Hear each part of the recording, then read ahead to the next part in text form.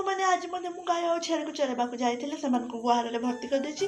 ଏବେ ମୁଁ ଗାଈକୁ ବାନ୍ଧିଦେବି, କାରଣ ନହେଲେ ସେ ଛେଳିମାନଙ୍କୁ ମାରିବାକୁ ଖୋଜିବ ଏଠି, ତେଣୁ ତା ପଘାକୁ ଖୋଲିକି ନେଇଯାଉଛି। ଦେଖନ୍ତୁ ମୋତେ କେମିତି ମାରିବାକୁ ଖୋଜି, ରହ ରହ ରହ ମୋ ଧନ, ଟିକେ ତ ମନ୍ଦା ଦେଇଦେ।